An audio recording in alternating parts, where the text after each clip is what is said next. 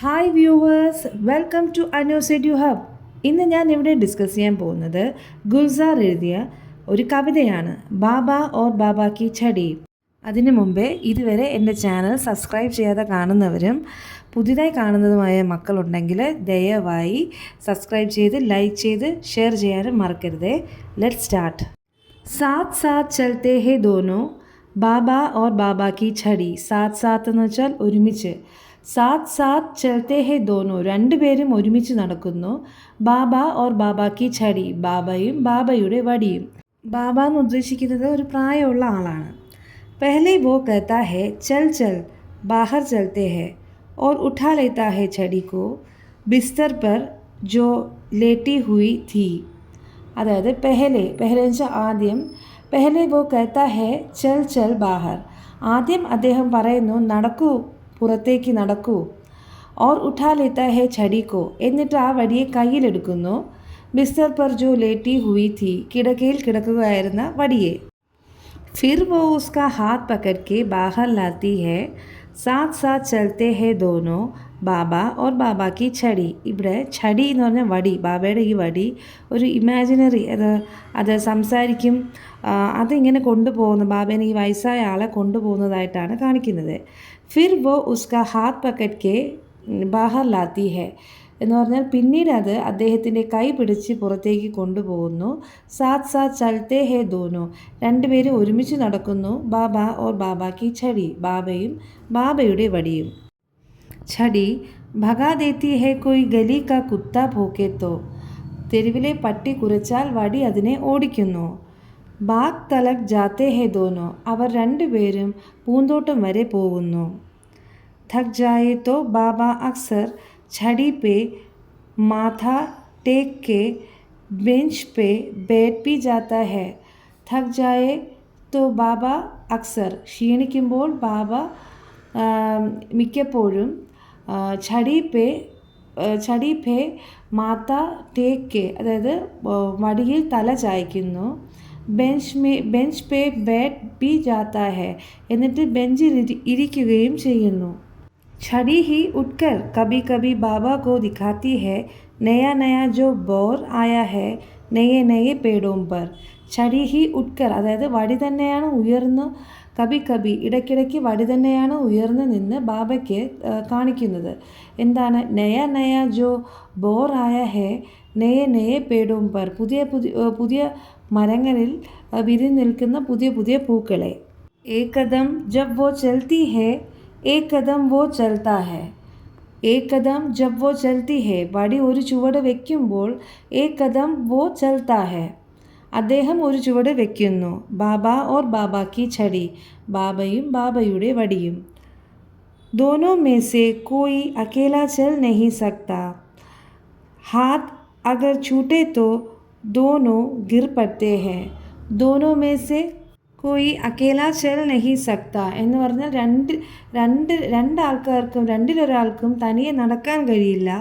ഹാത്ത് അഗർ ഛൂട്ടെ തോ ദോനോ ഗിർ പഡ്തേ ഹെ, കൈ വിട്ടുപോയാൽ രണ്ടുപേരും താഴെ വീഴുന്നു. എക് ജവാ എക് ബൂഡാ ഹെ. ജവാൻ എന്ന് പറഞ്ഞാൽ ചെറുപ്പം. ഒന്ന് ചെറുപ്പമാണ്, മറ്റൊന്ന് വൃദ്ധനാണ്. എക് ജവാ എക് ബൂഡാ ഹെ. ബാബ ഓർ ബാബ കി ഛടി, ബാബയും ബാബയുടെ വടിയും. അടുത്ത ടെക്സ്റ്റിൽ നിന്നുള്ള ക്വസ്റ്റ്യൻസ് നോക്കാം. സാത്ത് സാത്ത് ചലത്തെ ഹേ ദോനോ ബാബ ഓർ ബാബ കി ഛടി, इससे आप क्या समझते हैं? സാത്ത് സാത്ത് ചലത്തെ ഹേ ദോനോ, രണ്ടുപേരും ഒരുമിച്ചാണ് നടക്കുന്നത്. ബാബയും ബാബയുടെ വടിയും. ഈ ക്വസ്റ്റ്യനിൽ നിന്ന് നിങ്ങൾ എന്താണ് മനസ്സിലാക്കുന്നത്? ആൻസർ: इस पंक्ति का अर्थ है कि बाबा और उनकी छड़ी एक दूसरे के सच्चे और अभिन्न साथी है. ഈ വാക്കുകളുടെ അർത്ഥം വരുന്നത് ബാബയും ബാബയുടെ ഛടി എന്ന് പറഞ്ഞാൽ എന്താണ്? വടി, പരസ്പരം യഥാർത്ഥവും വേർപെടുത്താനുമാകാത്ത കൂട്ടാളികളാണെന്നാണ്. അടുത്ത സെക്കൻഡ്, നയ നയ ജോ ബോർ ആയ ഹേ നയെ നയെ പേടോം പർ, ഇസ്കാ താൽപര്യ ക്യാ ഹേ? അതായത് പുതിയ മരങ്ങളിൽ പുതുതായി വന്നിട്ടുള്ള പൂങ്കുലകൾ, മാമ്പൂക്കൾ. ഇതിൻ്റെ അർത്ഥം എന്താണ്?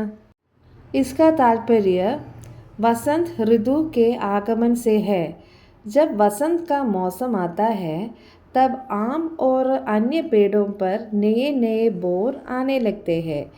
वह प्रकृति में आने वाले नए बदलाव, खुशहाली और नवजीवन का प्रतीक है. ഇതിനർത്ഥം വസന്തകാലത്തിൻ്റെ വരവാണ്. വസന്തകാലം വരുമ്പോൾ മാവിലും മറ്റ് മരങ്ങളിലും പുതിയ തളിരുകളും പൂക്കളും ഉണ്ടാകാൻ തുടങ്ങുന്നു. ഇത് പ്രകൃതിയിൽ ഉണ്ടാകുന്ന പുതിയ മാറ്റങ്ങളെയും സന്തോഷത്തിൻ്റെയും നവജീവനത്തിൻ്റെയും പ്രതീകമാണ്. ബാബ ഓർ ബാബ കി ഛടി दोनों में से कोई अकेला चल नहीं सकता क्यों?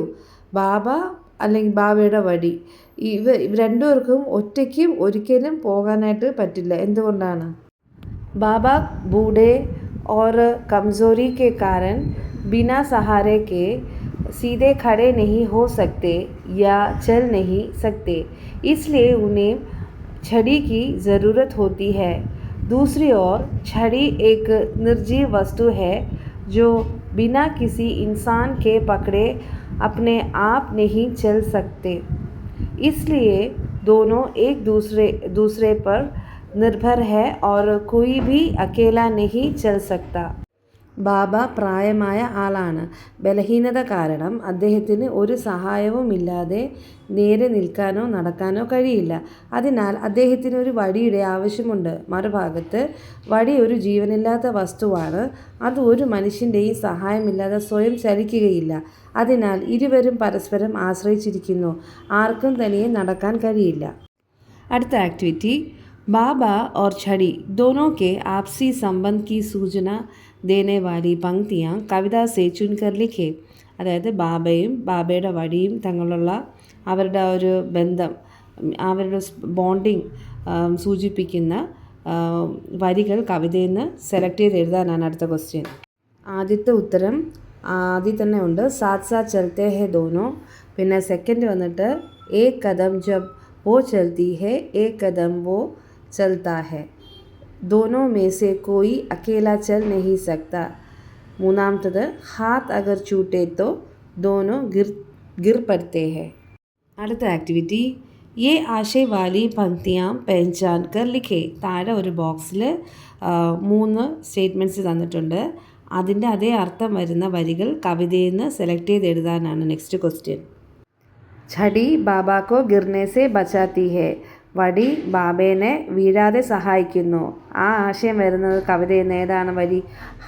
ഹാത്ത് അഗർ छूटे तो दोनों गिर पड़ते हैं. सेकंड वन थक जाने पर छड़ी बाबा का सहारा बनती है. തളരുമ്പോൾ വടി ബാബയ്ക്ക് ഒരു ആശ്രയമാകും. അതിൻ്റെ അർത്ഥം വരുന്നത് ആ വരി ഏതാണ്? थक जाए तो बाबा अक्सर छड़ी पे माथा टेके. അടുത്തത് മൂന്നാമത്തത് छड़ी और बाबा दोनों एक दूसरे के सहारे ही चल सकते हैं. ബാബയും ഛടി അതായത് വടിയും അന്യോന്യം ആശ്രയിച്ച് മാത്രമേ മുന്നോട്ട് പോകാൻ സാധിക്കുകയുള്ളൂ. അതിൻ്റെ അർത്ഥം വരുന്ന വരി दोनों में से कोई अकेला चल नहीं सकता या അല്ലെങ്കിൽ അഥവാ ഈ ലൈനും കൂടെ വരും. एक कदम जब वो चलती है एक कदम वो चलता है. അടുത്ത ആക്ടിവിറ്റി ये पंक्तियाँ पढ़े, रेखांकित शब्दों का विश्लेषण करें. इन पंक्तियों के वो ബ്രാക്കറ്റിൽ वह किस किस के लिए प्रयुक्त है. അതായത് താഴെ കണ്ടില്ലേ एक कदम जब वो चलती है एक कदम वो चलता है. പിന്നെ ബാബ ഓർ ബാബ കി ഛടി ഈ ഒരു പാരഗ്രാഫ് തന്നിട്ടുണ്ട് കവിതയിൽ നിന്നും. അതിൽ അണ്ടർലൈൻ ചെയ്തിരിക്കുന്ന വോ ചൽത്തി ഹെ, സെക്കൻഡ് ലൈനിൽ വോ ചൽത്താ ഹെ. ഇതിൽ ഈ വോ അവർ എന്ന് വിശേഷിപ്പിക്കുന്നത് അവൻ അല്ലെ എന്ന് വിശേഷിപ്പിക്കുന്നത് എന്തിനെയാണ് വിശേഷിപ്പിക്കുന്നത്? ഫസ്റ്റ് വൺ ഏക് കദം ജബ് വോ ചൽത്തി ഹെ. അപ്പോൾ ചൽത്തി ഹെ എന്ന് പറയുമ്പോൾ ആ ചൽത്തി ഹെ അത് ആ ഒരു ക്രിയ വന്നിട്ട് സ്ത്രീലിംഗമാണ് വരുന്നത്. അപ്പം അത് ഛടീനെയാണ് സൂചിപ്പിക്കുന്നത്. ഏക് കദം ജബ് വോ ചൽത്തി ഹെ, ഏക് കദം ജബ് ഛടി ചൽത്തി ഹെ. അപ്പം വടീനെയാണ് അവിടെ അണ്ടർലൈൻ ചെയ്തിരിക്കുന്നത് വോ എന്ന് വരുന്നത്. നെക്സ്റ്റ് വന്നിട്ട് ഏക് കദം വോ ചൽത്താ ഹെ. അവിടുത്തെ ചൽത്താ ഹെ, ചൽത്ത അതാണ് ക്രിയ. അത് വന്നിട്ട് പുല്ലിംഗമാണ്. അപ്പം ഏക് കദം വോ ചൽത്താ ഹെ, ഇവിടെ പറയുന്ന വോ എന്ന് പറയുന്നത് ബാബേനെയാണ്. അപ്പം ഏക് കദം ബാബ ചൽത്താ ഹെ.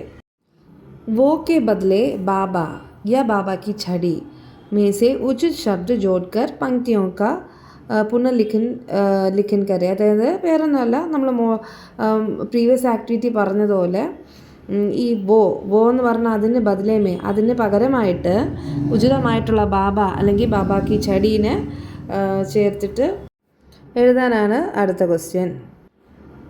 സി ഏക് കദം ജബ് വോ ചൽത്തി ഹെ, അല്ലെ വോന് പകരം ഏക് കദം ജബ് ബാബ കി ഛടി ചൽത്തി ഹെ. രണ്ടാമത്തത് ഏക് കദം വോ ചൽത്താ ഹെ, അവിടുത്തെ വോ ആരായിരിക്കും? ഏക് കദം ബാബ ചൽത്താ ഹെ. അടുത്ത ആക്ടിവിറ്റി പങ്ക്തിയാ പഠേ സൂചന കെ അനുസാർ ലിഖേ. താഴെ ഒരു പാരഗ്രാഫ് തന്നിട്ടുണ്ട്, അതിൻ്റെ താഴെ 2 ക്വസ്റ്റ്യൻസ് തന്നിട്ടുണ്ട്. അതിനനുസരിച്ച് ആൻസർ എഴുതാനാണ് അടുത്ത ക്വസ്റ്റ്യൻ. പഹലെ വോ कहता है चल चल बाहर चलते हैं और उठा लेता है छड़ी को बिस्तर पर जो लेटी हुई थी, फिर वो उसका हाथ पकड़ के बाहर लाती है. താഴത്തെ ക്വസ്റ്റ്യൻ വായിക്കാം. पहली पंक्ति का वो किसके लिए प्रयुक्त किया गया है. അപ്പോൾ ആദ്യം പറയുന്നില്ലേ പെഹലെ വോ കേത്താ ഹെ, അതിൽ പറയുന്ന ഫസ്റ്റ് പറയുന്ന ആ വോ ആരെയാണ് ചൂണ്ടിക്കാണിക്കുന്നത്? പ്രയുക്ത് കിയാ ഗയാ ഹെ എന്ന് വെച്ചാൽ ചൂണ്ടിക്കാണിക്കുന്നത്. ഉത്തർ ഹെ ബാബ കെ ലിയെ. അടുത്തത് അന്തിം പങ്ക്തി കാ വോ കിസ്കെ ലിയെ പ്രയുക്ത് കിയാ ഗയാ ഹെ. അവസാനം പറയുന്ന ആരെയാണ് ചൂണ്ടിക്കാണിക്കുന്നത്? ആൻസർ ബാബ കി ഛടി കെ ലിയെ. അഗ്ലാ പ്രശ്ന കവിത കി ഛടി കിൻ കിൻ കെ പ്രതീക് ഹോ സക്തേ ഹെ, ചർച്ച കരെ. അതായത് ഈ കവിതയിൽ പറയുന്ന ഛടി, അതായത് വടി, എന്തിൻ്റെയൊക്കെ പ്രതീകങ്ങളാകാം? ആൻസർ गुलजार जी की इस कविता बाबा और बाबा की छड़ी केवल एक बेजान वस्तु नहीं है, बल्कि इसके कई प्रतीकात्मक अर्थ हो सकते हैं. सहारे और निर्भरता का प्रतीक, सच्चे मित्र और साथी का प्रतीक, सुरक्षा और आत्मविश्वास का प्रतीक और जीवन के अंतिम पड़ाव का प्रतीक. അതായത് ഗുൽസാർ ജിയുടെ ജി എന്ന് പറയുമ്പോൾ ഹിന്ദിയിൽ ഒരു റെസ്പെക്റ്റിനെ വിളിക്കുന്നതാണ്. ഗുൽസാർ ജിയുടെ ബാബ ഓർ ബാബ കി ഛടി എന്ന ഈ കവിതയിൽ ഈ വടി വെറും ഒരു ജീവനില്ലാത്ത വസ്തു മാത്രമല്ല, മറിച്ച് ഇതിന് നിരവധി പ്രതീകാത്മക അർത്ഥങ്ങൾ ഉണ്ടാകാം. ആശ്രയത്തിൻ്റെയും നിവർത്തനത്തിൻ്റെയും പ്രതീകം, സത്യസന്ധനായ സുഹൃത്തിൻ്റെയും പങ്കാളിയുടെയും പ്രതീകം, സുരക്ഷിതത്വത്തിൻ്റെയും ആത്മവിശ്വാസത്തിൻ്റെയും പ്രതീകം, പിന്നെ ജീവിതത്തിൻ്റെ അവസാന ഘട്ടത്തിൻ്റെ പ്രതീകം. लास्ट एक्टिविटी बुजुर्गों के कल्याण के लिए सरकार कई योजनाएं चलाती है. इन योजनाओं की सूची तैयार करें. ബുസുർഗ് എന്ന് പറഞ്ഞാൽ ബുസുർഗോം എന്ന് പറഞ്ഞാൽ എന്താണ്? പ്രായമായ ആൾക്കാർ.